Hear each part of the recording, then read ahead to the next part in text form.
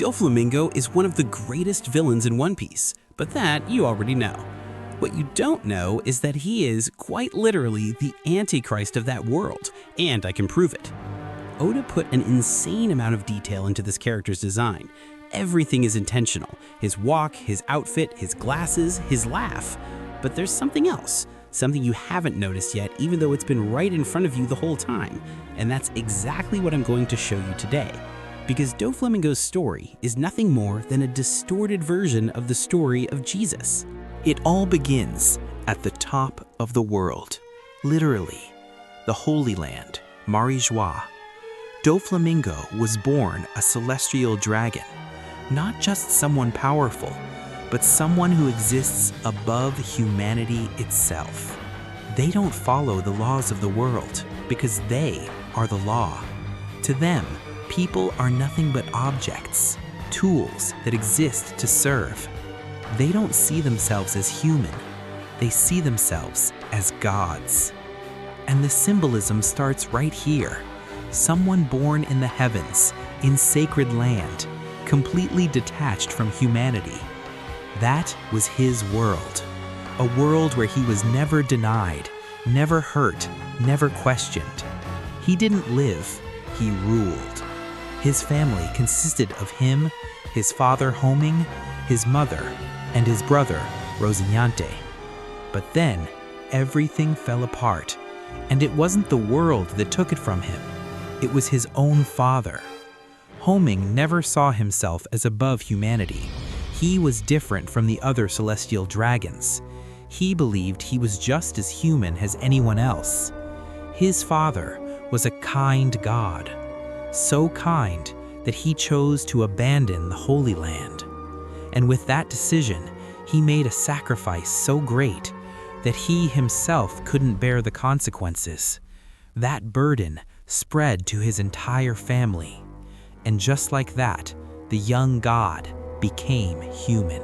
But here's the problem. Homing didn't understand the human world, and in One Piece, people behave exactly like they do in our world. The result? The world demanded payment, and it charged interest. When people found out who they were, the hatred came. But it wasn't just hatred, it was generations of suffering coming back all at once. Their intentions didn't matter. People had suffered because of celestial dragons. People feared them. So, their house was burned. They were hunted, humiliated, just like someone else we know. But don't get it twisted. This parallel isn't here to create a savior. And as time goes on, that becomes very clear. Doflamingo wasn't being shaped to save the world. He was being shaped into something else entirely. Doflamingo experienced hunger, cold, fear. He, who once lacked nothing, now had control over nothing. His mother dies. No help, no dignity, no one. And this isn't just sadness. All that suffering starts feeding something inside him, rage. But the worst was still coming. He, his father, and his brother were captured, dragged, tied, and crucified. Yes, crucified. 3 people, just like in that other story. Coincidence, right? But here's the difference. While Jesus asked God to forgive those who hurt him, Doflamingo doesn't believe in forgiveness. While his father begs for his son's lives, while his brother cries in pain, Doflamingo just watches with hatred. And in that moment, he makes a decision. He won't beg, he won't forgive, and he will never accept that reality. He will survive, and he will destroy everyone, cursing every single one of them.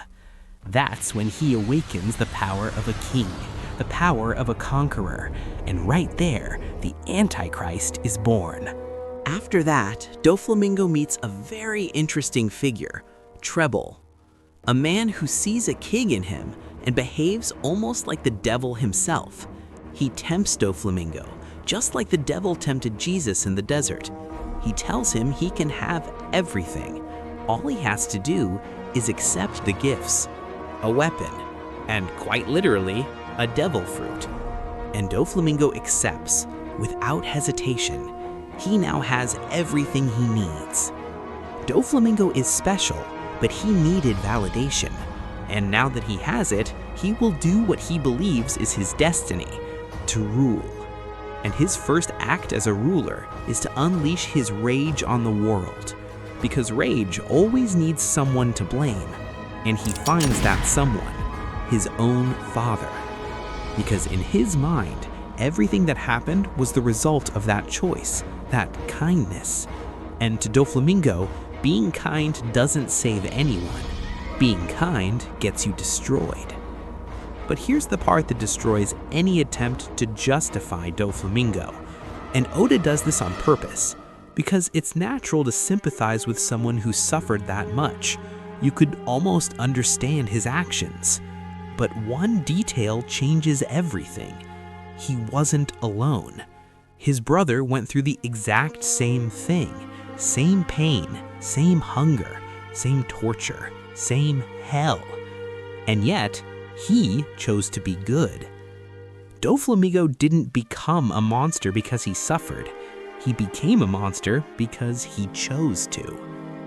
And from that moment on, there's no going back. Because now, he stops reacting to the world and starts creating his own. A world with only one rule. The strong dominate, the weak disappear.